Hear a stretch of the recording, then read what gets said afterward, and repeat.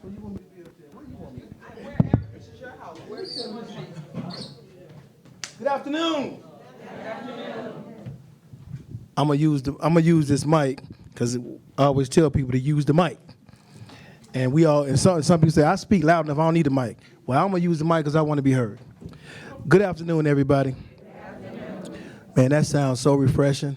Sometimes we go to meetings and say good afternoon. People be dragging about this time. They like, man, I worked all day and I don't feel like saying nothing else. I want to welcome everybody here to this great forum. This is something that we need to know and take advantage of, and so often we don't take advantage of. So, and I'm proud of the amount of residents, visitors, guests that have turned out for this property. Was death after property? Well, property after death. Hey, I'm gonna call it. I'm gonna call it. Know and have everything, all your ducks in a row before you go. All right, that's what I'm gonna coin it as, because so many times us in our communities we are not prepared. Hey, and we, if you don't know this by now, but in my community, let me take community out of it. In my family, people pass away, people go on, and then, I ain't talking about y'all families, because I know this don't happen in y'all family. My family start fighting. Yeah, they do. Yeah, they do. Because mama meant to leave this to me, and daddy meant to leave that to me, and I want the car, and the house supposed to be mine. And I say, oh my gosh. So I am so honored that Clerk Yarborough is here and offer this wonderful program so we can get on board. Before I introduce the clerk, the most magnificent clerk, born, raised from Payable Township, from our community, from Maywood, and I'm claiming her from Bellwood too. So she done walked across the tracks enough to be an honorary resident of the village of Bellwood, and still is. And she helped us so much, and we're so proud to have her in office. And we're so proud that we have her and her staff that have put this program together to help many of us. But me and the clerk talk all the time, and she says to me, and we talk about this, sometimes we put these programs together, we sit down, we talk about them, and then when we leave out the door, we forget about them. Hey, listen, put y'all tax dollars to work. Make the clerk's office work. All right, make them work. So after this forum, make sure you get these documents in and you ask questions. What I have to tell you is you have to get these documents done and you have to get them notarized. Well, the village of Bellwood is opening the door. So if you need to get them notarized, you can call the mayor's office. You can come up to the mayor's office. We will assist in getting the documents notarized. So you don't have to go to the currency exchange and get them $5 to notarize your documents. Just come right here and we'll take care of that for you. So, without further ado, because we're going to be here for a minute, because I know we got so many questions in the audience. Without further ado, my mentor, I was going to say my big sister, but I can't say my big sister. I'm going to call her my auntie. I'm going to call her my auntie. But there's a reason I'm calling my auntie, because she knows my father, and my father sent me, and when I was about this big to get car insurance, sent me over to Hathaway Insurance Agency to get insurance when I was 16, and Karen was my insurance agent. So she been guiding me ever since I was a little bitty tyke, 16 years old, in the right direction. And I'm so proud to have her here in the village of Bellwood, continue to do the things. I can't tell you all the accolades that she has, because it's a Bible long of all the wonderful things that she's done for Maywood, Bellwood, Payable Township. So she'll tell you all those things, but we got to get going on this form. So without further ado, Ms. Clerk Karen Yarborough. Thank you. Thank you so much. Thank you, Mayor Harvey. And I need the mic today. I need the mic. Mayor Harvey forgot to do something, to introduce the trustees. And I know they're here because they're always here. This is probably, and I get around a lot to a lot of the municipalities, and I see who's in the audience, and I see who supports their mayor and their community. This community has a working board, and they're always here. So I'm going to take, Mr. Mayor, if you don't mind if I acknowledge your trustees, if they would stand, please. Just So Trustee Robinson is here, and Trustee Robinson is our longest serving trustee. Yeah, he is. Give it up. And mine. And mine. Trustee Nightingale to Trustee Robinson's left. Trustee Boston is not here because she's working. And our other trustees are doing their thing, so we will not forget Trustee Holman, who actually has a business in the community, so she's working at her business. Trustee Delgado, and Trustee Michael Shannon. So as the clerk said, for real, I could not do what I do without the great people that work with me. And I say we work together. They don't work for me. We work together to make the village of Bellwood a better community. Thank you, trustees. Thank you, Mr. Mayor. And along that line, I need to acknowledge my staff because there's no way I get any of this done without all of them.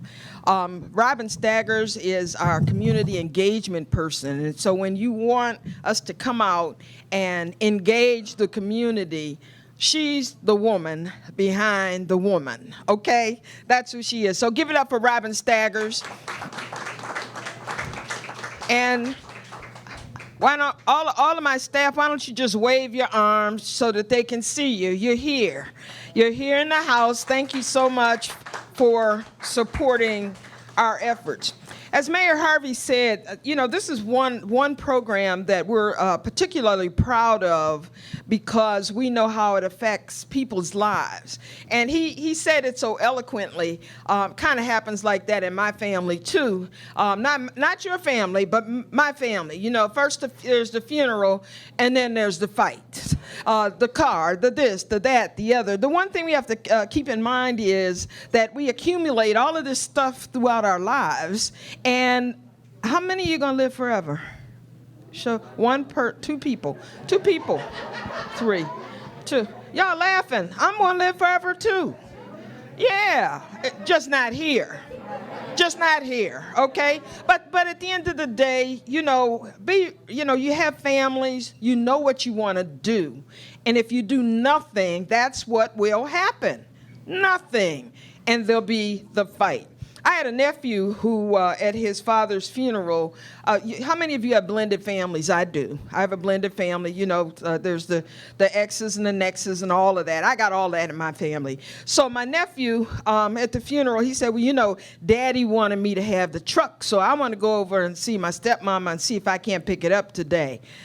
I said, did Daddy put that anywhere for anybody else to know besides you and Daddy? Daddy can't speak. And he said, well, you understand what I'm saying. I said, I surely do understand what you're saying, but if you go to that lady's house asking for that truck and those keys, I promise you, she might not want to hand the keys over.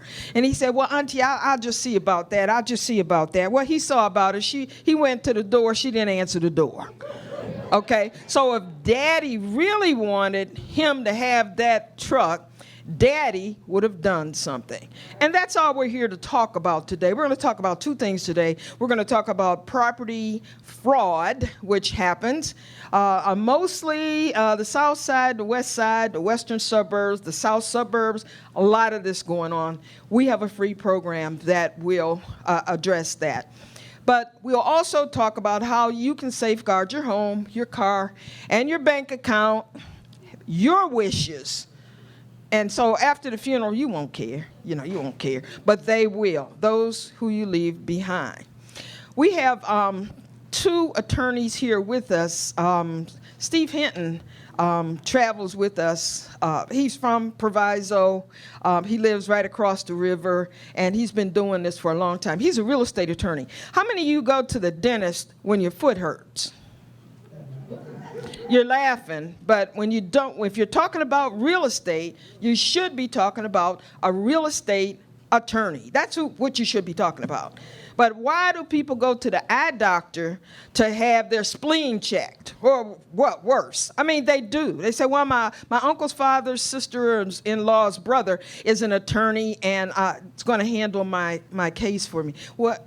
Are they a real estate attorney or? Well, no, but he does everything. Well, so once you go to do they give out everything in law school? Not, you didn't get it, okay. Okay, and Jim Gleffy is from the clerk's office. He's an attorney as well. He will be fielding questions. Do we have one person who is, Robin, where's Robin? Do we have one person that's joining us via? Okay, Theodore London is with us. You can't see him. Can we see any of those people? No. Okay, so they're joining us on Zoom, okay? And who else do we have? Kang Trin, he's also from the clerk's office. They will be fielding your questions. That is the most important part of this presentation. We're going to share some information with you, and at the end of the presentation, because we cannot give you legal advice in the clerk's office, that is why we have attorneys here who can. And you really don't care about your neighbor across the street and around the corner. You really care about what your situation is. So I'm going to ask Robin to come up and give us some housekeeping stuff, and then we're going to get on with the show. Okay? Is that okay? All right. Come on, Robin. Give it up for Robin. This is my trusty soul that with me through thick and thin. And go ahead, Robin. Good afternoon, everybody. We apologize for the heat. We can't control it because God is in control, right? So we got fans in the back. If you get a little heated, yeah, maybe we can turn off the lights. That'll help. Is that okay? Turn the lights on? No? They good. No? They good. Okay. Okay. So,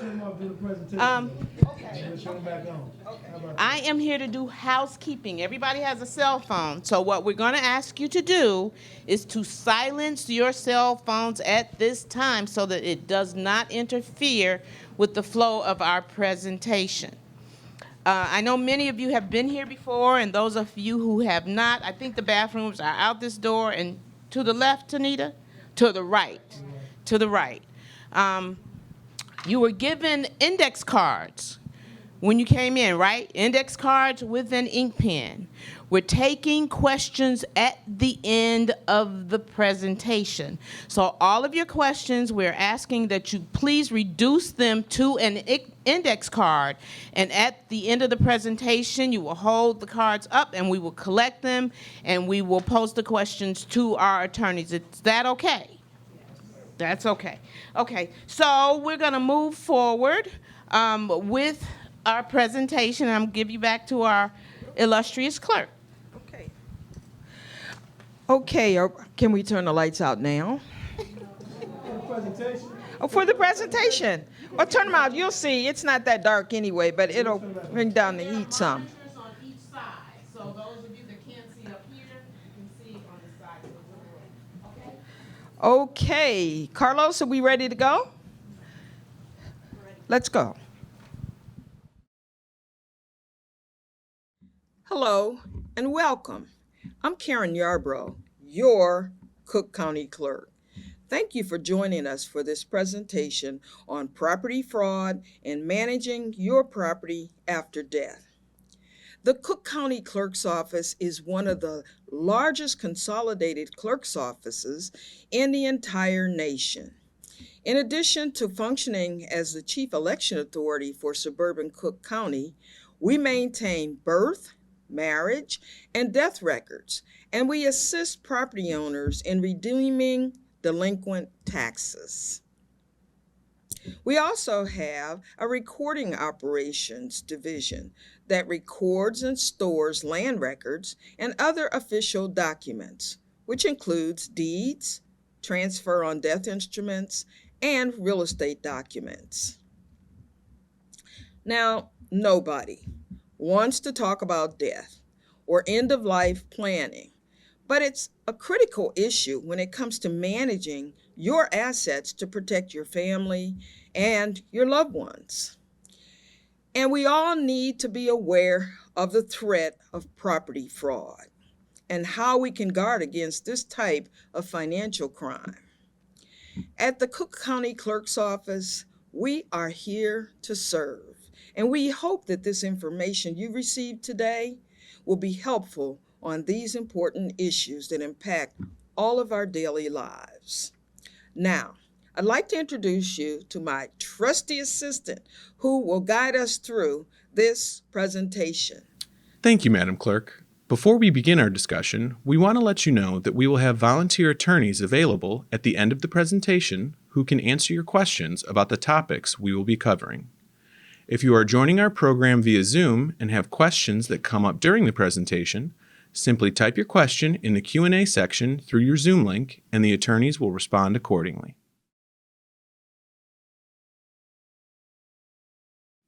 Now, let's begin our discussion by talking about property fraud, which can also be known as deed fraud.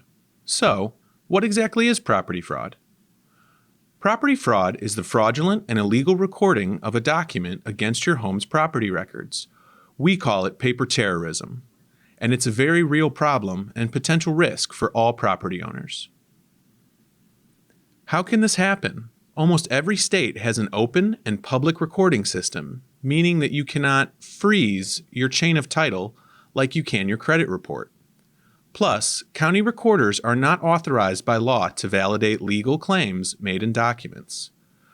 Property fraud can involve the recording or filing of false or forged transfers of ownership, quitclaim deeds, or the filing of a bogus lien to steal property or harass an unsuspecting property owner. Even if your home is paid off, that does not stop someone from filing a new deed on top of it without the property owner's knowledge. Let's look at this NBC5 investigative report that takes a close look at how property fraud can occur. By law, it is a line anyone can stand in and a fee anyone can pay.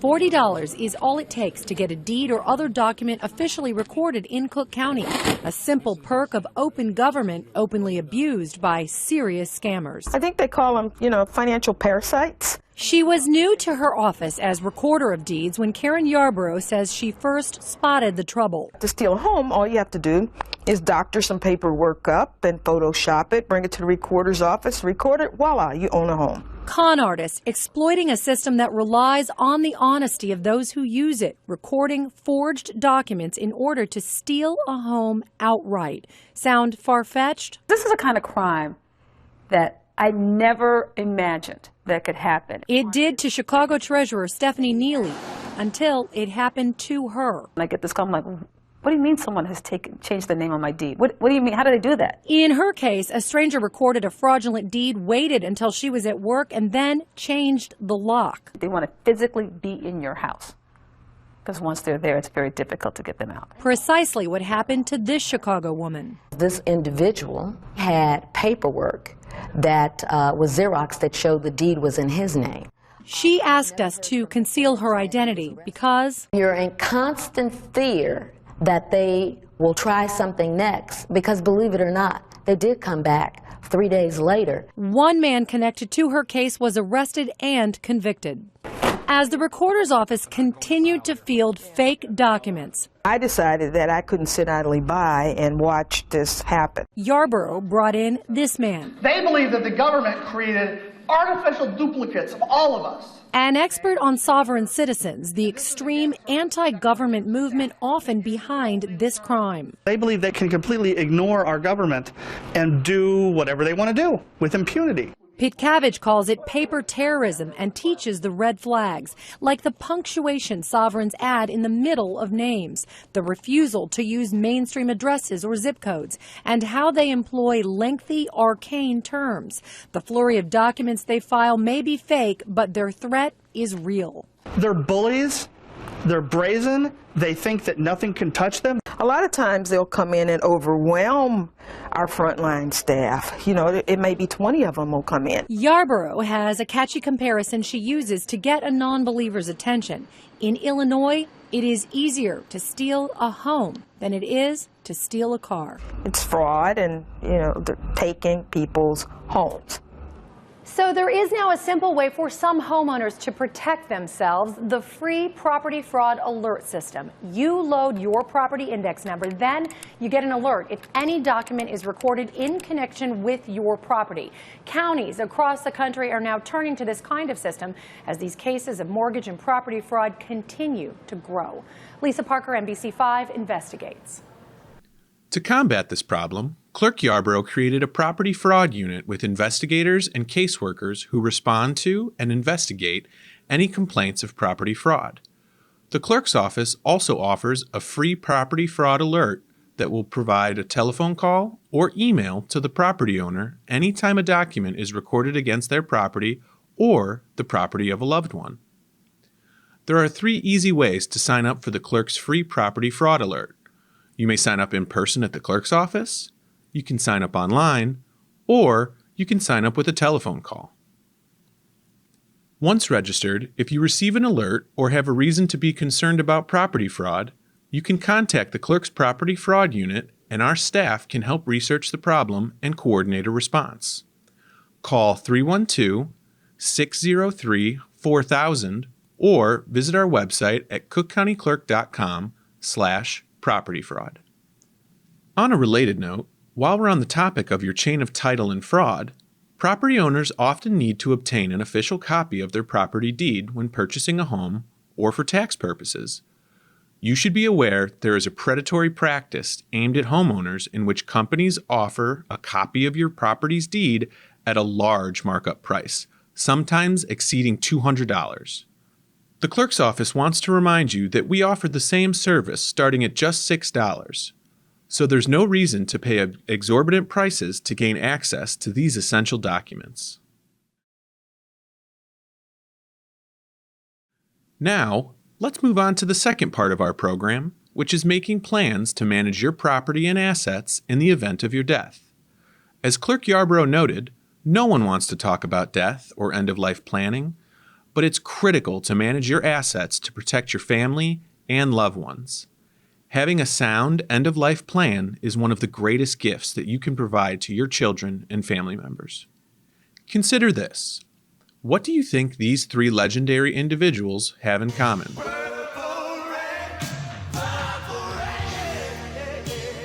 Prince,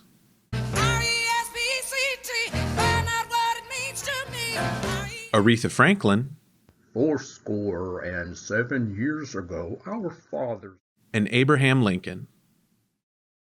Actually, they have something very unfortunate in common. They failed to make plans for their assets upon their death. No will, no trust, and no plan. Now, let's consider someone who thought he had it right.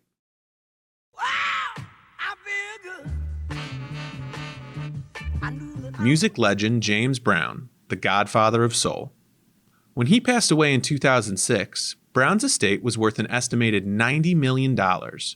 When he died, Brown left behind a plan for most of his estate to pay for scholarships for children in need in South Carolina, the state where he was born. But that will was challenged by family members after his death, resulting in more than 12 lawsuits. It took more than a decade of litigation before Mr. Brown's assets were designated as he had intended. So how do you get it right when it comes to your property after death? The best advice is to consult an attorney or estate planning professional to provide you with advice for your specific circumstances. But you should also know that under Illinois law, you can transfer your home, your car, or your bank account to a loved one without a will or a trust, and without having to pay any fees or court costs. Here are the details on how to transfer your property. First, a transfer on death instrument. The clerk's office has a free document on our website known as a transfer on death instrument. We call it a TODI. You can also obtain this document at no cost from any attorney or legal aid organization. The form should be completed and notarized and then recorded at the clerk's office in our recording operations division. The transfer on death instrument will then be recorded on your property's chain of title, and, upon your death, the person designated to receive your property can do so after completing the required forms. Please note that the clerk's office cannot assist you in the preparation of a transfer on death instrument or any legal document. We do not provide legal advice to customers. Next, let's discuss a payable on death instrument. You can transfer the funds from your local bank account in a similar way. Utilizing a tool known as Payable on Death Instrument, a person can transfer assets in a bank account to the beneficiary of their choosing after death. A Payable on Death Instrument can be obtained and used at most financial institutions for checking and savings accounts, as well as certificates of deposits, CDs, money markets, and savings bonds. Even if you have completed a Payable on Death Instrument, the account holder has full control of their funds in the account until the time of their death. When the account holder passes, the beneficiary can claim specified assets directly from the financial institution without having to wait for probate court proceedings. Finally, let's discuss a beneficiary affidavit. There is also a mechanism to transfer your car to a designated beneficiary. A vehicle owner may change, add, or remove a beneficiary on the title of their car by completing a free beneficiary affidavit through the Illinois Secretary of State's office.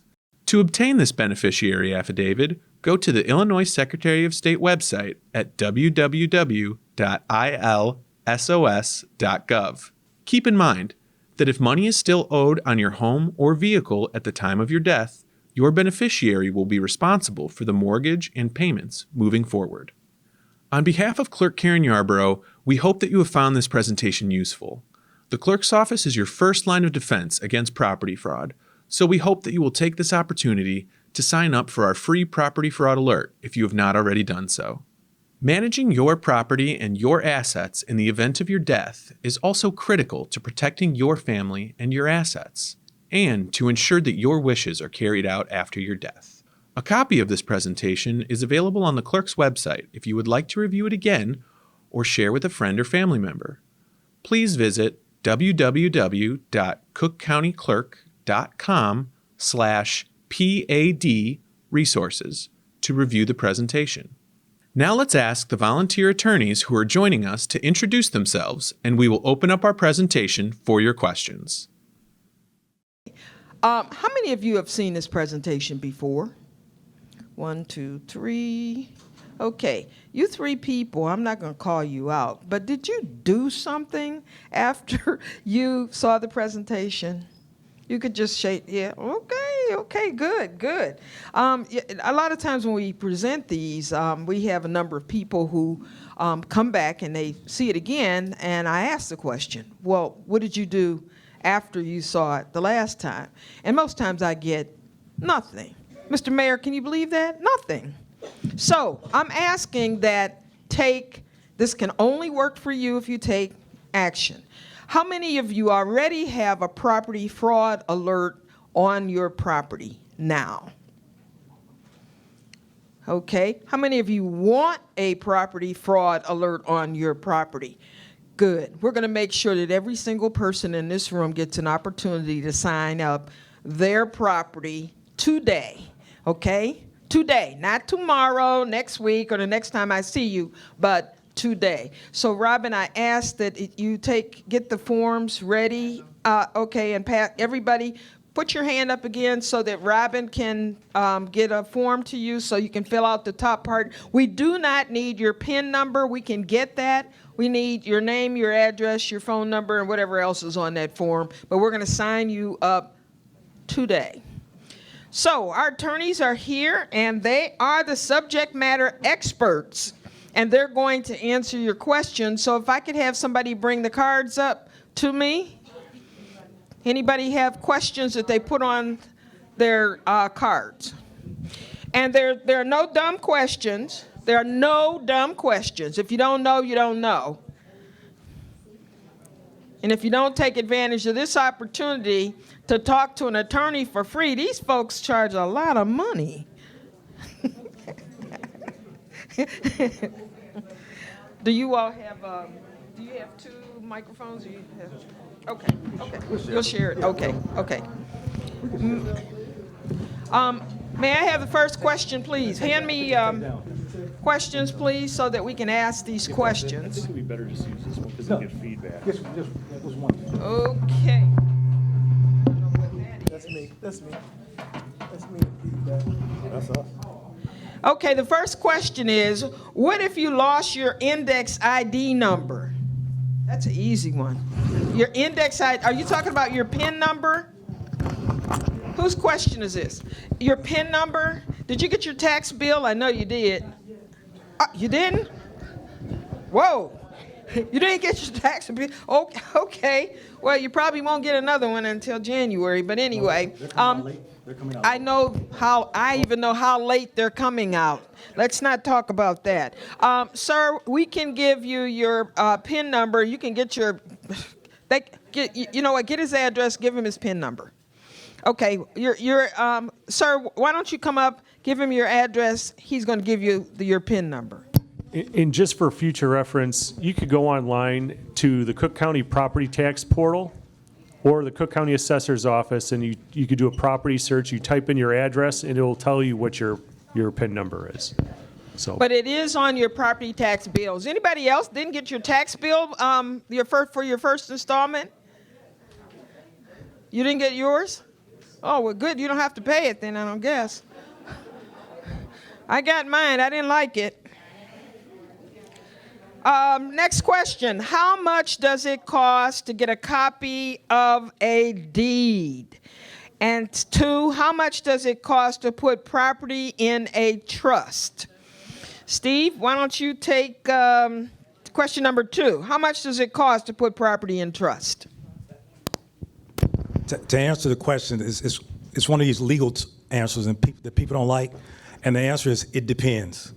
Because each individual situation is different, and then once an attorney talks with you, we try to ascertain what other assets you have, and then based on that, there are various types of trusts that may be beneficial for you. So a lot of times people will come in and say, I want a trust. And when they leave me, we do a transfer of death instrument. We do something that's a lot less painful to your wallet. The trusts are expensive though, so the reality of it is, I tell my kids all the time, we want to go downtown to go see the Bean. There's many ways we can go see the Bean. We can get on 290, we can take Jackson straight down, we can take Washington straight down. If we figure out what your goal is, you tell me your goal, and then let's talk about the ways we can get there. So to answer that question very briefly is, it depends. Okay, Jim, could you tell us how much it costs to get a copy of the deed? I guess it depends on whether they want a certified copy or if you just want a regular copy. Sure. There's different options available, and this kind of ties into the part of the presentation where we're talking about how there's predatory companies out there that will try and sell you copies of your deed for hundreds of dollars. They have these fancy documents in the frames that they'll give you and everything. At the end of the day, we could get you the same information for much cheaper. So if you go on our website and you purchase the document through our website, we could get that for as low as $6. If you want a non-certified copy from our office, it's $10, and a certified copy would be $20. Next question. If you name beneficiaries on bank accounts, why do I need to transfer on death form? That's two different There's things. two different questions. Let's make sure we get everything. We're mixing things up. So the bank account, that's a separate issue as far as identifying beneficiaries. And actually, you can do it for like a life insurance policy or bank accounts. You can identify beneficiaries. The transfer of death instrument, that's real estate.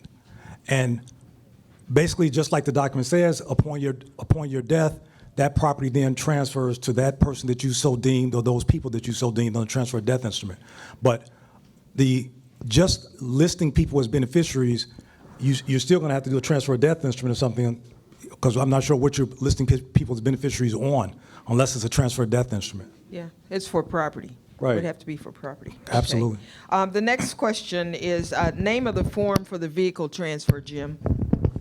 And by the way, the folks who are joining us online, please put your questions in the chat.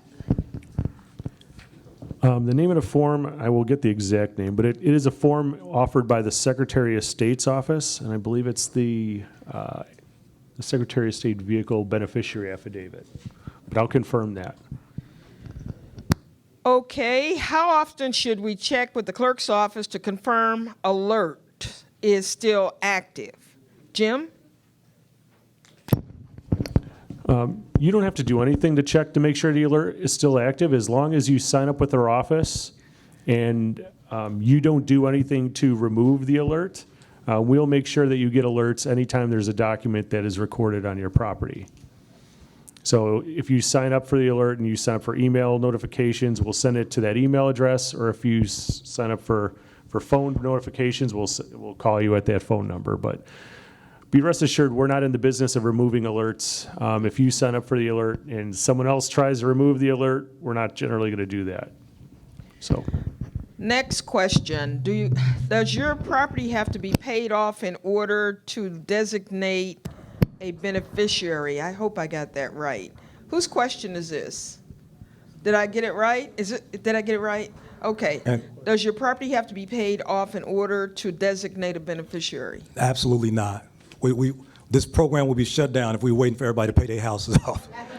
So, no, you do not have to have your property paid off. You designate the beneficiary. And it was one of the things that was mentioned in the video. And just to clarify, so when that property transfers to that individual, it comes with everything that was with that property, like the mortgage.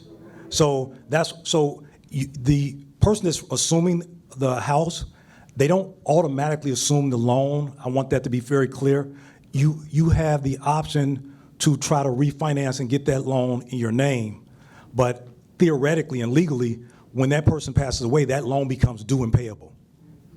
So, you definitely want to put, everyone here should use the transfer death instrument. I leave these, I've been doing this for some time now, and I cannot express how important it is for everyone to do this document. What happens, people will sign, they'll fill out the first page, and they may call me about a second page, but over half the people here will not file these documents. It's pointless to fill this document out if you don't record it. So you have to fill this out in its entirety, and it has to be recorded. If not, we're just really wasting our time, and we don't want to do that, because I'm telling you, I don't get a week that goes by without a call about family members fighting. And the examples that the clerk was giving, that the mayor gave you, it's actually very real. I mean, I'm dealing with somebody right now, the family is fighting so bad. There's one daughter, she lives in another state, and the family's fighting so bad that the housing unit in Schaumburg won't allow any family members back into the decedent's house, because they're all trying to go in there and take his watches, and apparently he had money and things like that. So when you leave this earth, your family members lose their mind. I don't care how nice they are while they're here on this earth. And I tell even my mother, my mother, it took me forever to convince my mother to do something. My mother's like, baby, I love all my kids the same. And I said, Mama, I know you love us all, but you have to make the decision what happens to your stuff. Don't let us go around talking about, well, Mama wanted me to have this and Mama wanted me to have that. Don't put that kind of pressure on your kids, on your siblings, on anybody. Fill out these forms and be proactive, because we all are going to leave this earth. We just don't know when. All right, that's my preaching. I'm sorry. Yeah, Jim, you wanted to add something? I just want to follow up. I know we were having some rapid fire questions here. So I just wanted to follow up on the document, the name of the document. I was right. It's the Secretary of State Beneficiary Affidavit. That's for transferring your car. And then I just want to follow up on the question about how often you have to, call our office to make sure your alert is still in place. Like I said, you don't have to call us, but if you do want that peace of mind, we do have people in our property fraud unit that is more than happy to assist anyone that calls. And the phone number to our office, to that particular unit, is 312-603-4000. And our team is very dedicated to making sure that homeowners have the alerts in place and that they're not falling victim to fraud. So I just want to follow up on those two things. Thank you. Mr. Mayor, here's a question for you, because we don't deal with permits. Why does it take so long for a permit? Mr. Mayor?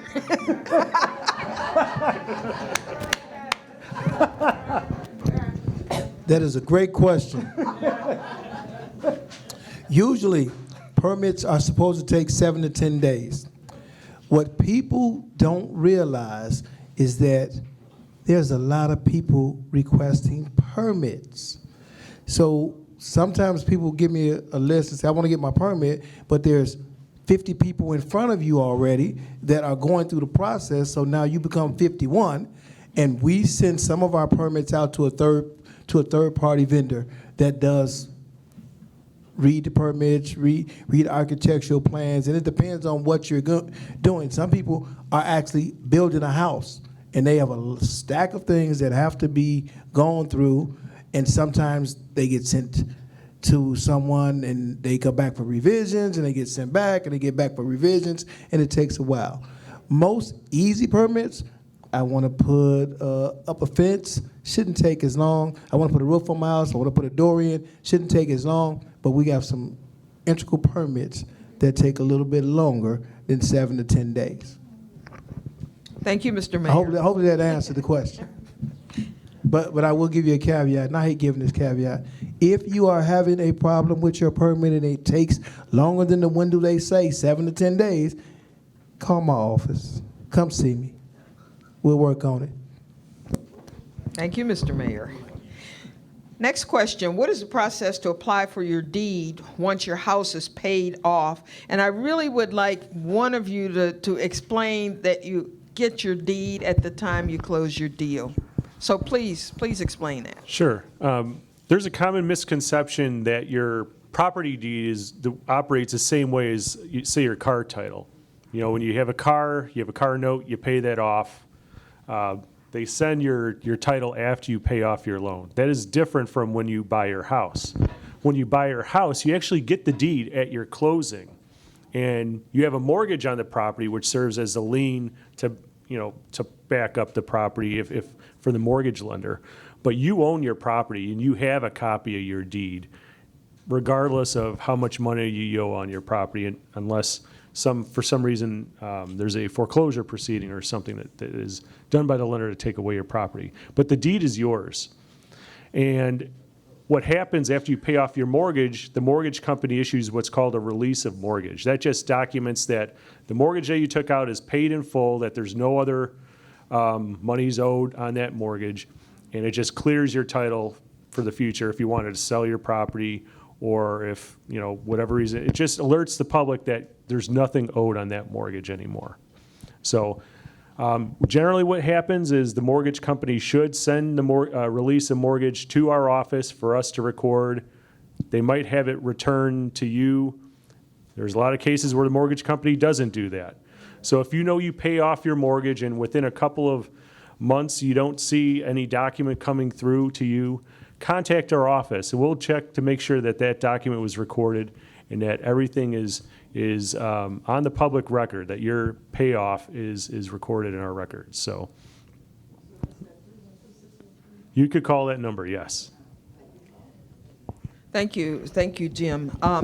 I know at closings, I'm a realtor, I've been a realtor since the 70s, and I know at the closing, you get a lot of paper, and you usually put it in an envelope, and then you put it in your safety deposit box, you never look at it again. It might behoove you to just take a look at what's in that package of papers. Usually your attorney walks you through the process at closing, and you sign everything, but it's in there. But if you need a copy of your deed, you can get one. He just finished telling you about, what it costs, if you want a certified copy or if you want just a regular copy, and it's inexpensive. Next question. Do I need to put a fraud alert on when property goes to my 2 children split 50-50?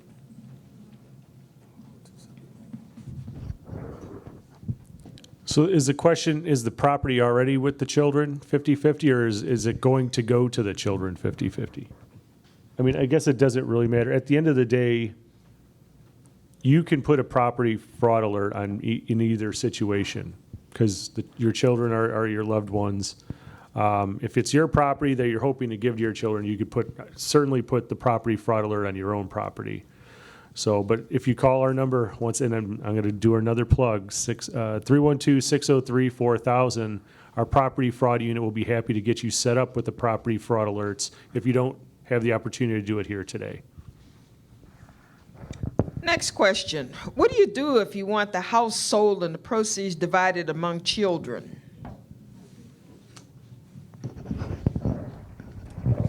Then you give the proceeds to the children. I mean, I don't want to miss. I mean, you can do whatever you want. If you want the house sold, well, if you want the house sold, somebody got to sell it, right? The process. Do I leave it to somebody and then in my will say, Take it, sell it. No, it's okay. There's two ways you can. If you're selling your house while you're still alive, then you sell it, and then you can split up the proceeds whichever way you so deem.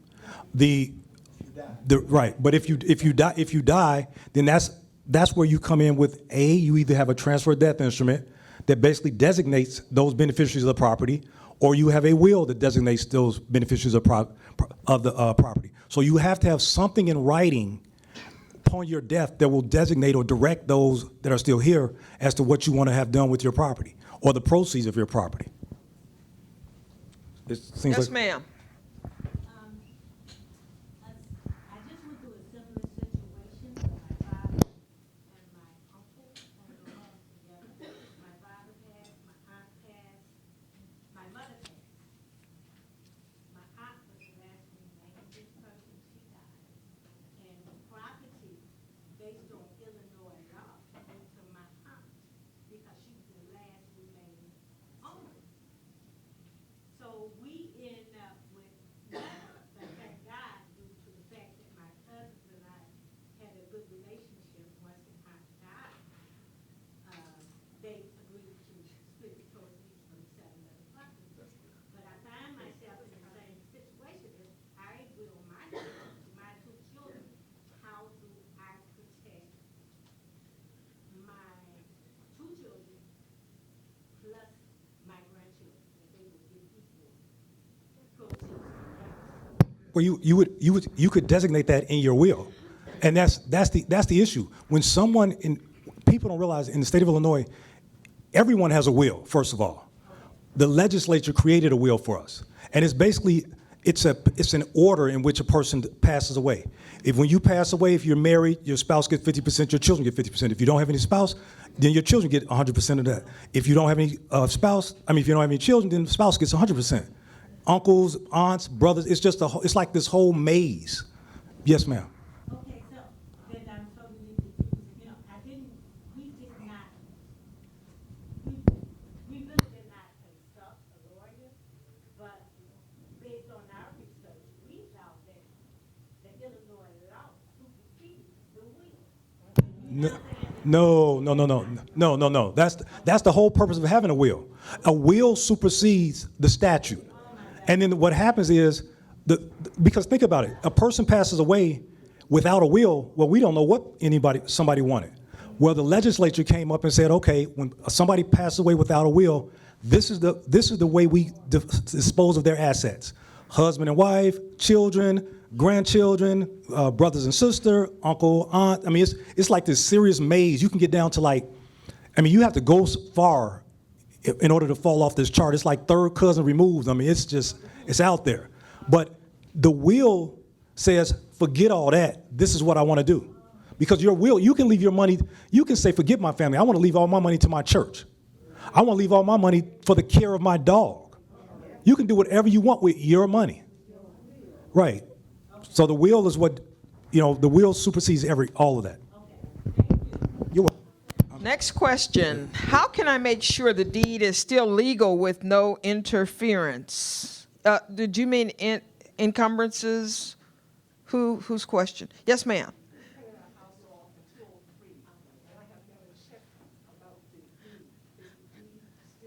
Okay, we can have somebody check and see exactly what's on your chain of title right now. Okay? Jim, you want to? And just so you know, your deed is still effective from the day you purchased your home. It's just like I was talking about earlier. If you had a mortgage that you said you paid off in 2003, the company's supposed to record a release of mortgage on your property. And I can make sure that that has been done for you. Yeah, we can look it up right.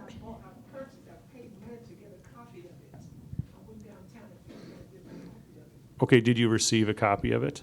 Yes. Okay. So it's good? Yes.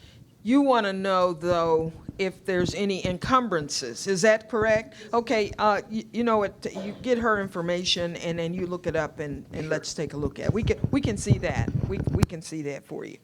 Next question, I have income property. So do I need to fill out form for that property? I have income property. Yes. Do I need to fill out form for that property? Yes, you you can still fill out that form, and you still want to designate or direct who you would like to be the beneficiary of their property. Next question. How does a property trust work? Is a trust better than a deed?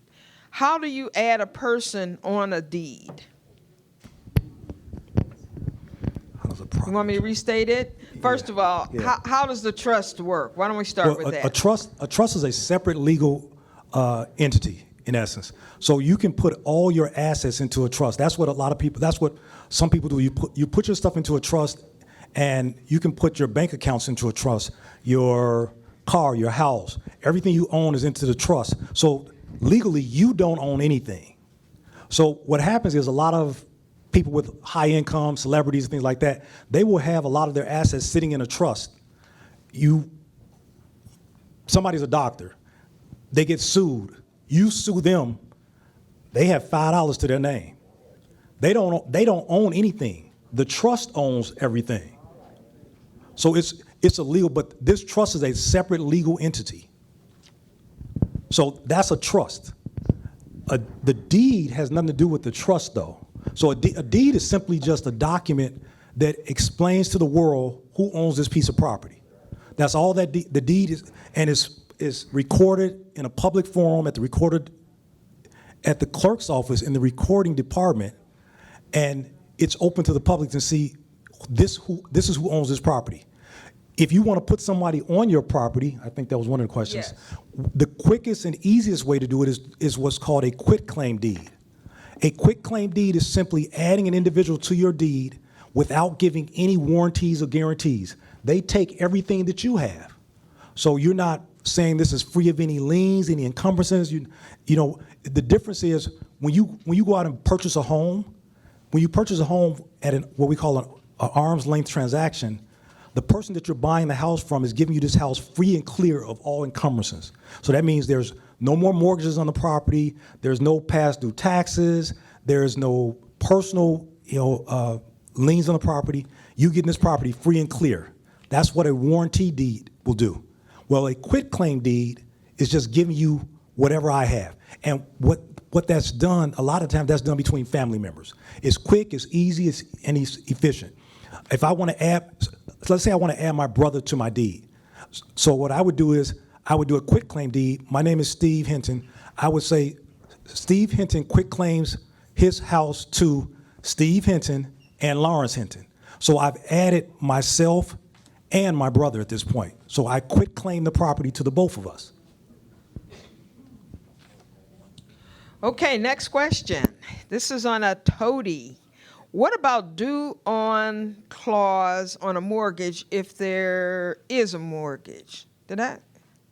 If there's a mortgage on the property and it's toady, most mortgages have a due on sale clause.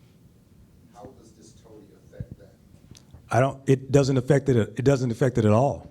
You still have a right to designate who you would like to be the beneficiary of your property upon your death. What I tell heirs to try to do, check out a lot of times, make sure you look at the paperwork when someone passes away, because a lot of the mortgages sometimes, not a lot, but some of them even have insurance on it. So the mortgage is paid off upon a person's death. So you want to look at that, and you also want to look at any kind of car loans. I see that more common with car loans. Upon the person's death, the mortgage is paid off. But it does not affect your ability. If you have a mortgage, like I said, most people have mortgages on their property. Very few of us can go out and spend cash on a property. Mayor Harvey can, but the rest of us, we got, we get mortgages and stuff. So you got to have a mortgage so you can do a transfer of death instrument. Okay. Okay, I have a scenario here. Retired, single, one child, 50 plus, will own property in 2 years. Several small IRAs. Is it better to have a will or a living trust? Is that one of those, it depends? It definitely depends, but I mean, let me tell you, here's a real quick distinction between a will and a trust. A will is a public document. You get an attorney, he prepares a will, he or she prepares a will for you, and you pay him, and that's it. Boom, you're done. The trust, depending on the type of trust, you may have to pay annual fees on that trust if it's a land trust. And B, the trust is a lot more expensive. Typically, a will will run you anywhere from $350 to $750. Although, if that's, well, you hold on to your hat on the trust. So the trust is anywhere from $2,500 to $10,000. That's right. So it depends on what it depends on what you have and what you want to do. The biggest difference, well, one of the big differences in trust and a will is the fact that a will is a public document. Upon a person's death, the family members or someone is required to record that will in the county in which the person resided in within 30 days upon their death. So you take, now this is where it gets confusing sometimes. You take the will to the Cook County Clerk of the Circuit Court's office. They record the will. All wills are public.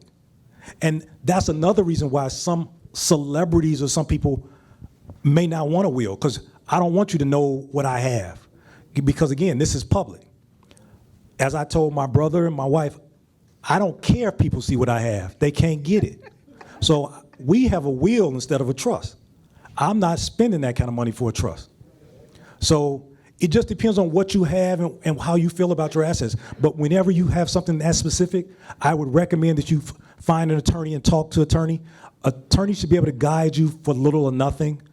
I mean, they're not going to do the work for little or nothing, but just to give you some advice. Typically, most attorneys can do it, like I said, a little or nothing. I don't want to make attorneys feel bad. I do a lot of stuff for free. My wife complains about that, but I consult for free. All right, don't clap, because I'll be living with y'all if I keep doing this and stuff. Don't clap too long now. Speaking of attorney fees, what do attorney fees start at? Is there a discount for seniors or a senior price? And then, Yarbrough, you're going to put together an event that might give seniors assistance with those fees or a program pro bono. Who asked this question? Wow. Okay. I love how people learn that Latin phrase, pro bono. But there are... Actually, you know, we joke and laugh, but there are free services out here and it's available to a lot of people. And it's legal aid. And I know the last time we had this, legal aid had a table and there was a representative out here. So I'm sure if you contact...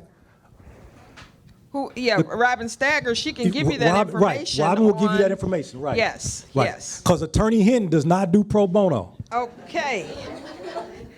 All right. I will answer your questions, though, for free. I will. Okay, next question. My parents passed away without a will, and she owned her home. Me and my sister are still living in the home and paying the mortgage. How do we get it in our names? Unfortunately, the only way you can get in your name is go through probate.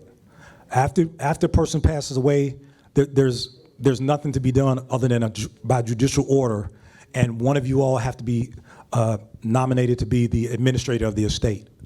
So, and unfortunately, now that scenario is every 8 to 10 days I get that call, and that call is, and it's a little more sadder because usually Mama passed away, the kids are all staying in the house.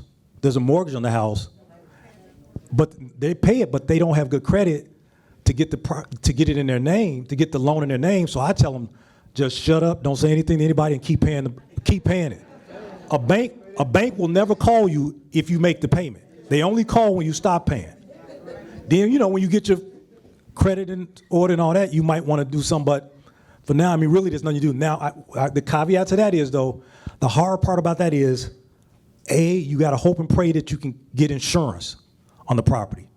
Because even though you're still paying insurance, a lot of the insurance companies will only pay for whatever you've paid in from the date of death to the time that claim was filed.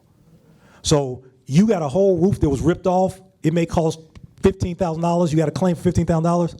Well, you only paid $500 worth of insurance, they only gonna give you $500.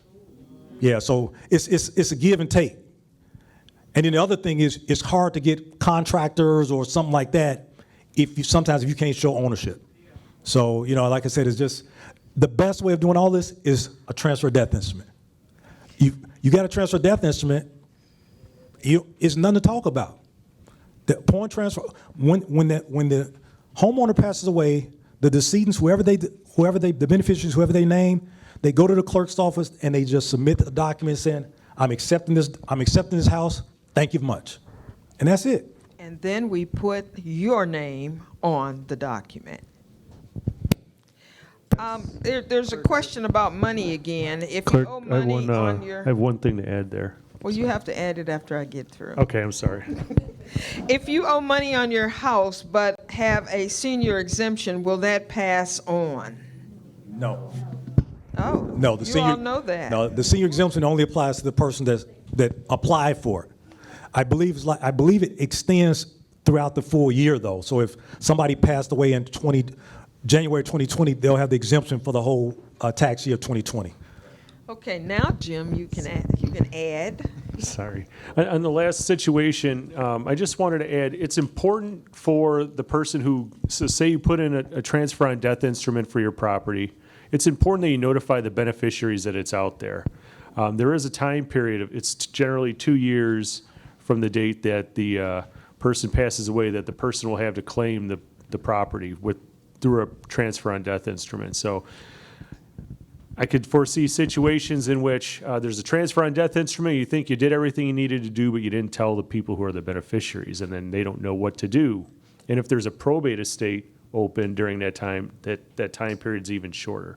So make sure when you complete the transfer on death instrument that you tell somebody, whether it's your attorney, or your attorney may have prepared a document, but even if you trust the beneficiaries, tell the beneficiaries that it's out there so that they know to come to our office and file the form that they need to claim the property. And you want to add something. I'm going to add to the add-on. Just to piggyback off what Jim said, let your family members know where all your important papers are, not just that toady. We spend a lot of time, clients spend a lot of times tearing up houses looking for important documents, insurance claims, wills, and buy a little safe, tell somebody the combination. Have a particular place in the house where you put all your important documents and share that information with someone. It does you no good to take that secret with you to the grave. Paid off my house last year, did not receive a deed at closing from the bank. How am I sure my home is mine? Well, as it was already said, you receive the deed at the closing. What happens is you get the unrecorded deed at closing. And then your attorney, the title company, whoever, they record the deed. They record the deed. And then your attorney should get that recorded deed should be returned either to your attorney or to you. If you did not get that deed, as it was already said, that deed can be obtained for, Jim, jump in, $6 with the recorder. So even though you may not be in possession of a deed, you can still get a deed. You paying off the house has nothing to do with getting the deed. What you want to get once you pay off the mortgage, rather, is get a release of mortgage. And that just tells the world that, hey, I paid off my mortgage, I don't owe these people any more money. And that document, a lot of times, is, as was already said, is either recorded by the lender, but the lenders have been getting cheaper these days. So what they do is they just send it to their clients in the mail. And what happens, a lot of people just get in and say, oh, that's nice. And they put it in their important papers. But what you need to do is have that document recorded so it can then be on the chain of title. It can show, now this is the geeky, nerdy part of this. If you get on the internet and you look up your property, you can literally see everything that's been on your property since that house was built. It's this whole chain. It shows who owned it. It shows what kind of deeds have been on there. It shows what kind of liens have been on there. So it's a lot of information that's available to everyone just in the public forum. And that's why you want to get fraud alert, because it is available in the public forum.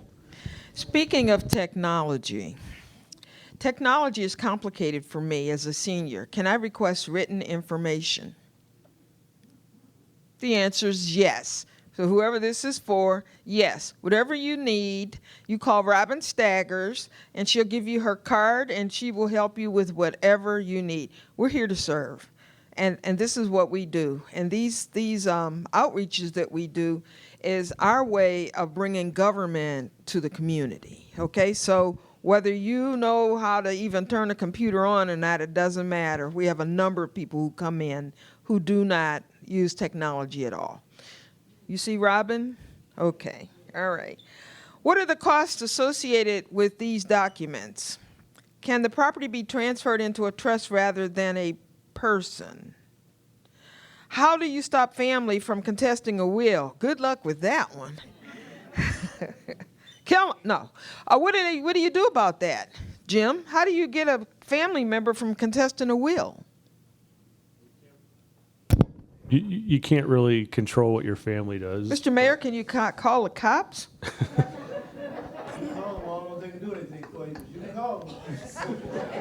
But in terms of the cost, when you refer to these documents, I'm assuming you mean the transfer on death instrument.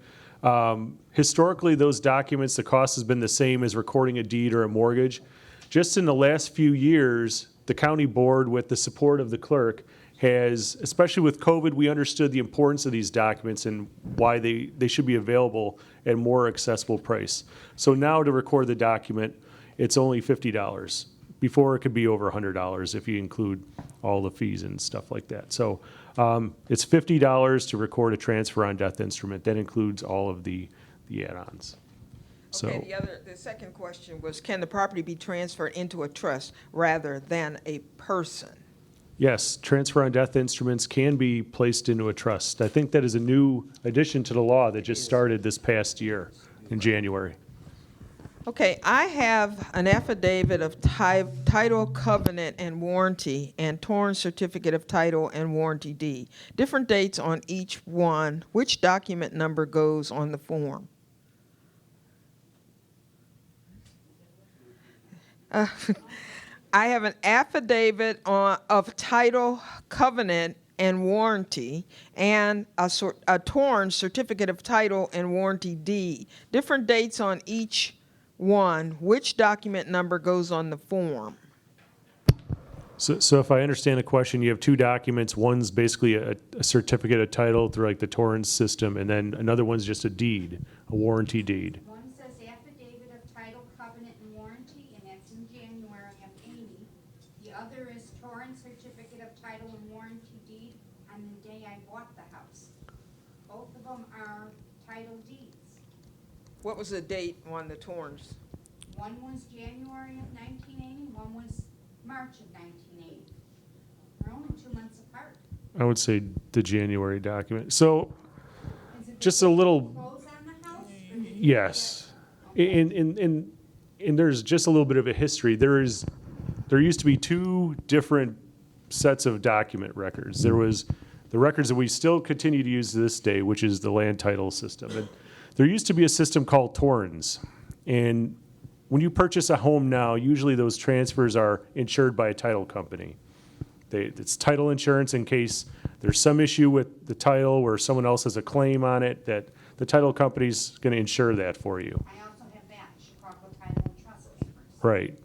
And so what Torrens was, Torrens kind of cut that out and said, the government is actually going to be the one that, quote unquote, insures the transfer, and we gave you a certificate of title. But that process has been disbanded. It's no longer in existence. So the deed is what is operative here. So if you would like, you can give us your information. We could take a look at your chain of title and let you know what the document number is that would be effective. What do I do if the property is not in my name? I was told to get a quit clean deed and file with the clerk or at the village hall. Is this correct? It was years ago that I was supposed to do it, but didn't. It's my house, but old owner's name is still on it. Is it better to have a lawyer or do it? You need a lawyer, whoever it is. Yeah, you need a lawyer because you don't own the house. If your name is not there. Sure. Is that on the deed or is that on the property tax bill? Property tax bill is in my name. When we went downtown to get the deed, it was in his name. And they told me to quit claiming. And I forgot, I never did. But it's in my name. I have all the information. I have the deed and everything in my name. But it's just that when I went downtown to get it, the record file. So wait, Yeah, that's what it sounds like. was the deed signed by the person that owned the property? Yeah, the man that owned the property, I signed it. No, you would never sign a deed. So did the owner sign the deed? Yeah. He signed a quitclaim deed to you? No. What I'm saying is, when I got the house, Okay. I brought the house. It was we went through the process, and I got the house. Okay. But when I went to get the deed, it was still in his name, not my name. I think you have to look into that, because the problem is when you say you bought the house, you get the deed. I got the deed. But you said I didn't sign the deed. You said he signed it. Right. Only the owner of the property signs a deed, because what a deed says is, I'm giving my house that I own to this new buyer. That's what a deed does. So the person that owns the house, they sign a deed, and that person then grants you the house. So now you're the owner, so your name should be on there, but your signature should not be on that. Well, my name wasn't on it. When I'm saying, when I went and got it, I got the more things, all the papers saying it's mine.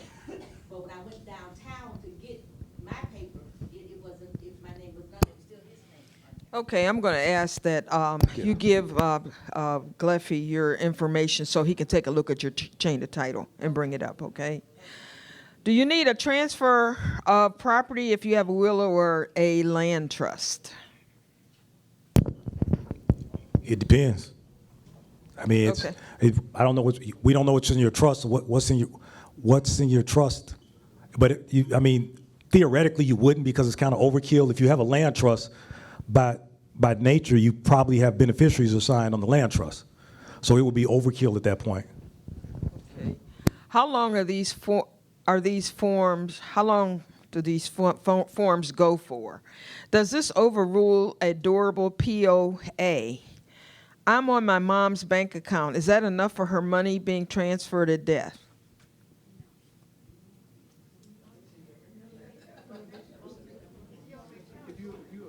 I'm not sure which was good. Could you let's chop that up. There was multiple questions. Let's go. Okay, I'll start with the latter one. I'm on my mom's bank account. Is that enough for her money being transferred at death? Okay. The question is, and I get this a lot, when you say you're on your mom's bank account, is it a joint account, or are you a beneficiary of the account? Those things make a difference. If it's a joint account, then upon your mom's death, it's just yours. It's nothing to do. It's your asset. But a lot of people, I'm dealing with this right now, we're in court next week. A young lady said, I'm on my mom's account, but she really was a guardian, and once the mom passed away, she now has no access to that account. So when you say I'm on the account, we just need some specificity with that. But if you're jointly on that account, it's yours. You literally can go in that account right now and take all the money out. Okay. Does this overrule a durable POA? Well, again, if you own the money, if you own the account, if you're owner of the account, the POA it has no bearing. It means nothing, because you can have access, like I say, you can go get that money right now. Power of attorney. It's just abbreviation for power of attorney. That was my question. The POA doesn't go with the money on account. The POA, I was asking about the transfer on death. Oh, the property. So. No, so for everyone, so a power of attorney is only operable while the person that gave it to you is alive. When that person passes away, the POA dies. So you can't, depending on the type of POA you have right now, you possibly could even sell the property right now. You could do a lot of things with the POA depending on what type of POA it is and the powers that are given to you in the POA. But when that person passes away, that PO dies with it. So the POA really isn't helping you with the transfer death instrument. A transfer death instrument should be done even if you have a POA. The POA is not talking about what happens to me after I die. The transfer death instrument talks about what happens to my property upon my death. Where do you get your deed or other conveyance instrument? House is paid off. Gleffy? Where do you get it? From our office. Yeah. And what is the website? What's the website for our office? It's cookcountyclerk.com. This was another question, okay? Please give website again.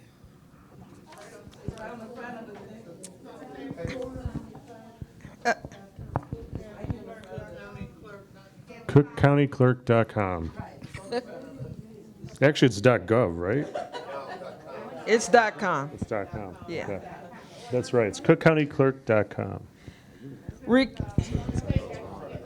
It's on the table, too. Oh, he can't see. He's got a pair of glasses on, can't see. Regarding duly recorded deed, assume that is the deed received when first purchased property. I'm not sure. Regarding duly recorded deed, assume that is the deed received when first purchased property. Whose question is this? Oh, that's actually mine. Okay. But, the estimate has duly recorded deed. Uh-huh. I think you asked before, it's the deed that you get when you first. Yes. Close. That's all. I just want You okay? Okay, great. Are there any other questions?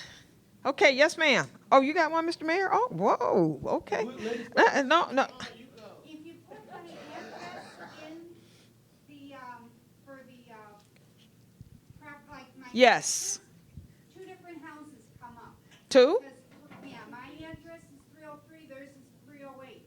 They both got, and I keep trying to correct it. Is it north or south or east or west or nothing like that? They're right across the street from each other, but Really? they're both listed as the same address. Wow. Different property numbers. That's special. So Jim, what is that an assessor thing?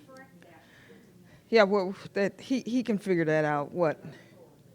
I would just like to be able to look at the, All you have to do is give you my, you can go in and two yeah. houses come up. Oh, Yeah. okay. He can do that.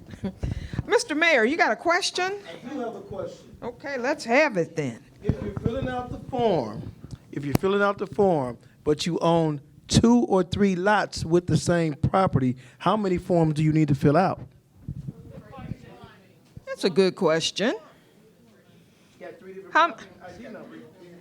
You got 3. He has 3 PIN numbers. You know, we already are clear that the mayor, is well heeled, and so the mayor has three PINs. How many? I would try to do a separate document for each property. Okay.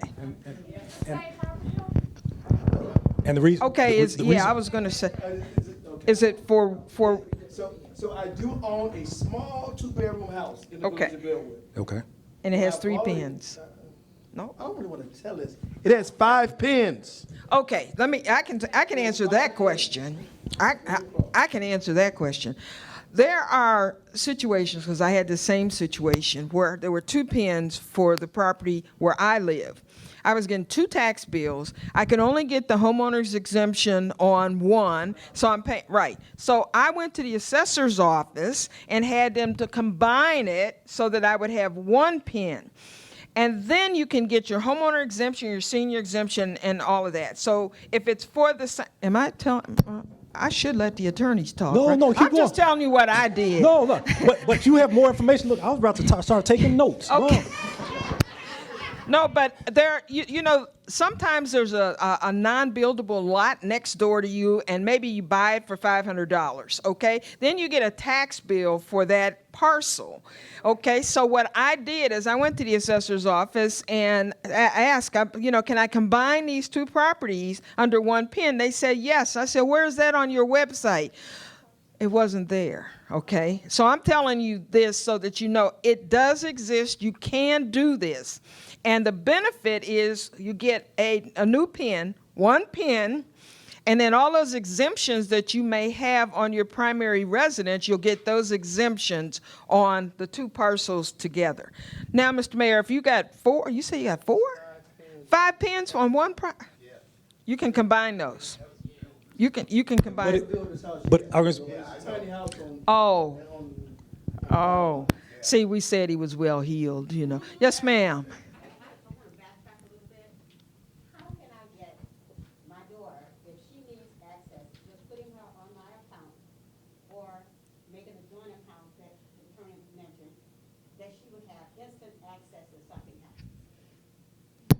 You could go to your bank and have her put on there right now. But do I put it as a joint, or can I just? You would ask your bank what, because banks do stuff differently, and each bank is different. But I tell people all the time, tell your bank what you want to have happen, and they'll tell you what forms or what the process is at their bank. Now, keep in mind though, and I caution parents all the time, when you put kids on your bank account or on your home, their creditors have access to that, and they have access to that. So that's why I believe it's always more beneficial to do a pay at death on those documents. She's a good girl. So a pay at death means upon She's a good girl, right? See there? She the best. Okay. Now, there's other ways too. You could have a power of attorney, and in that power of attorney says, this power of attorney becomes effective upon a doctor declaring I'm unable to care for myself, or upon me reaching a certain age, or whatever the case may be. So you can have a power of attorney with conditions that would then make that come into effect.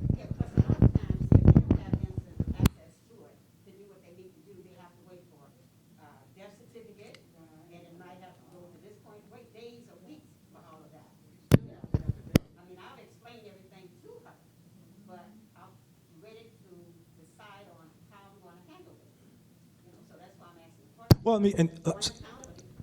again, it depends on, it's very specific. So what some of my clients do, what they do is they'll have a joint account with their child, and it's basically covering their burial expenses. So that one, they may have a separate account, and we never touch it. We put $10,000 or whatever the case may be in there, and that's never touched again. And upon my death, you go in there, and that's what you do. Or but again, it's so specific and so individualized though as to your cash flow. Some people like, Steve, I ain't got $10,000 sitting aside. You must be crazy. So that won't work for everyone else. So it's very specific and very unique. But you can be creative and come up with something. But I would caution you to give any child blanket access to all of your cash, to all of your property. That's right. She's a good girl. She was raised right. Come on, Steve. I used to visit my clients that were raised right. Right here. Can I follow up on that really quickly, just to help make Attorney Hinton's point? I wholly understand you trust your daughter, but let's just use this as an example. I had a joint bank account with my mom when I was a freshman in college. She wanted to make sure that, I had an account and I knew what I was doing. Lo and behold, unbeknownst to me, she was having some financial problems at the time. And creditors came after her bank account, let alone I had a joint bank account with her. My student loan money was in there. They took it. Oh, my. She had no intention on hurting me. She had no intention on taking my money. But because she had her own financial problems, the people who she owed money to said, well, it's your account, I'm taking it. And they did. And wow. That's the unintended consequences when we're trying to work with family members on a lot of these things. So that's just something to be mindful of. I love my mom, and luckily at the end of the day, it wasn't a lot of money, and it didn't hurt me. I was able to finish my school and everything, but you just have to be mindful of the legal effect of what we're doing, and that's why we're here to help educate. There's a question. I have a question. I have a piece of property that's like this on the side of my house. I don't know who owns it. And it actually has an address. You can't build anything on it, so how do I purchase it? And there's a fence. So the property is here, the fence is here, so if I ever want to do a fence, I gotta assume I can't put the fence in the same place. So how do I go about resolving that? Talk to the mayor. Is it in Bellwood? Yeah, I called the zoning people, nobody answers the phone. Well, it's okay. I've been trying to figure it out for about But a year. if you look, like, research the property, it should have a property ID number on it. I think it has. And then if you pull up that, it'll say who owns the property on it. Oh, no, it says something about LaGrange, somebody. Somebody owns that property. There's a deed out there, so it's going to tell you who owns it. That's what we're saying. All of our deeds are public information. So it's probably a company, it sounds like an investment company, a company owns it. So now the next step is to see, your next step, if it's a legitimate company, I tell people, at least when I do my investigation, my next step is going to the Illinois Secretary of State business lookup. I'll try to find a business that way. If you're a legitimate business, you usually have a contact person or an agent, a registered agent that you can contact. So you just got to do some legwork. I mean, I know it's frustrating and stuff, but it sounds like a business owns that piece of property. Yes, ma'am. Okay, which form is that you have? Okay, let me make a suggestion to you. You might have sat there and filled that out, and you didn't. Don't do that. Now, Jim doesn't work in that department, but we have an attorney actually that's on the line that could tell you why that's not a good idea. You need to have somebody to review what you complete. Okay, and I'm saying this because we have a number of people who, it seems like it's simple. I had mine done by my attorney, okay? I know what to do. I know where to go. I know how to file it. I'm a realtor. I had my attorney to do it because I've seen so many forms filled out incorrectly, and I've also seen where the person comes in to get the property, we look at the form, it wasn't done correctly, and guess what happens? Nothing. So let me just warn you, I'm sure you know, like me, you can read, I could figure out what I need to do there. Have someone to review it for you to make sure it's tight because you want it to do what you want it to do.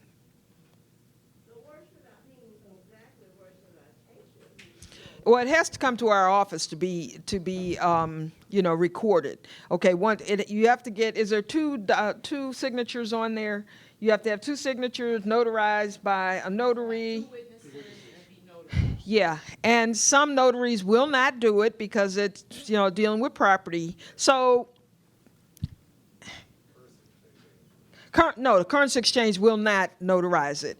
Anything that do with property, they usually will not notarize it at all. They do not want to be, okay, the mayor said that you could probably so you'd have to have both of the people here along with yourself and whoever else is there. And then you bring it to our office and we record it. Where's the office? 118 North Clark or Maybrook. Maybrook. Yes, ma'am. A poor man's will. Okay, let's find out from these attorneys. What is a poor man's will? Because every time I get some six-figure thing bills from attorneys. So tell me about the poor man's will. What is that? I don't know what a poor man's will is. I believe a poor man's will is just when you're sitting around at your family, and I've heard of stories where people were on their way out, they just write up some on a sheet of paper and stuff like that, and then that's your will. Now, the reality of it is that will work if it's done correctly. In the state of Illinois, for a will to be valid, you must have a witness. So if a witness is there while you're writing out this stuff, whatever, it won't look nice, it won't look fancy, but it'll get the job done. But it has to have the right, it must be witnessed and you must sign it. Now, what happens, poor men, they'll hurry up and sign it, they'll put it together, but it won't have a witness. So when you do something like that, that's just called a request. That's not a will. That's a wish. So wills in Illinois require certain formalities. One of the formalities is it must be witnessed, must be signed and witnessed. I have a question. No. So the witness has to be someone that does not have an interest in the property? That is very much true, right? You can't, thank you, you're 100% correct. The witness cannot stand to gain anything from the property. In Illinois, the witness is not supposed to be a child, a sibling, an heir, anything like that. So I tell people all the time, go next door, go get the next door neighbor, get the postman, get anybody that is of legal age, and they're not looking at what you're writing, they're not looking at the contents of your will, they're witnessing you're signing a document, and they're witnessing, and they should be able to testify that you were in your right mind at the time of signing. That's what a witness will do. Come on. I just looked it up. A poor man's will refers to a situation in which an individual would just add their adult children to all their accounts and their property so that they can avoid having to deal with a will and probate. We all learned something today, huh? Yeah. Okay, there you go with your poor man's will. Don't do No, no, absolutely. And listen, we hold these workshops to give you information. This is not exhaustive at all. We spend the better part of 2 hours presenting information, hearing from you. But at the end of the day, I would always tell people, when it comes to you and your situation, it depends. It's going to depend on any number of things. And my suggestion always is, if I don't know, I'm calling my attorney, and I'll just have to pay. And I'm going to listen to what they say, too, because I don't want to pay and don't do what they say. And then, when it goes south, then I got to go find them again. Say, I did this. Well, why did you do this? I told you to do that. So anyway, listen, we are ready to close, I think. Robin's giving me this. She's getting ready to get the thing and pull. Oh, you got a toady? Uh-huh. Yes, and file it. But I didn't fill mine out because it looked, I wanted to have the right person helping me. So where can we go to get help and make sure we are? Mr. Attorneys, where can they go and get help to complete the documents so that they're correct? We can't do it in the clerk's office. We are forbidden to practice law. And I'm not a lawyer. I also want to clarify that you can't record the document in Maybrook. You have to come downtown. Oh, you can't? No, Would 'cause they move out? No. We don't have the recording operation. The recorder deeds shut down the satellite Okay, office. fine. So you can't do it in Maybrook. You got to do it downtown. I learned something today. 118 North Yeah. Clark, first floor, recording operations. Yeah, the attorneys were a little shaken when whoever's in charge of the recording, they closed the office in Maybrook. So we couldn't go there like we like going to. So now we have to come all the way downtown. Oops. I don't know who's in charge of that office. Oops. Could you tell me, Karen? So where can we go get help still to make You sure we have completed the forms? Correctly. You can go to Legal Aid and they can help you. Or you can call me and I'll try to help you. Okay? And what's your number? 1-800. No, I'm just kidding. No, seriously. My phone. So my name is Steve Hinton again, and my phone number is 708-345-9780. Steve Hinton, 708-345-9780. Now I will tell you, I am a solo practitioner, so you may get my voicemail. Please leave a message, and I will call you back. And I call on Saturdays, I call on after 5, but I will call you back. You're welcome.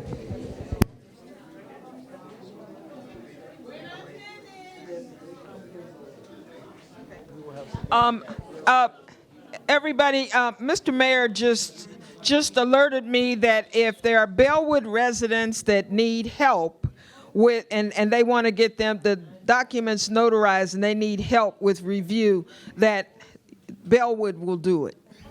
Okay? Give it up for you all's mayor. Okay? Okay, he said you have to call. I mean, you certainly have attorneys on staff and what have you. So, hey, look, I haven't had not one mayor, and I've been all over Cook County, not one of them offered to do anything like this. Never. So you all need to give it up again for y'all's mayor. So we're getting ready to close. Are there any last minute yes?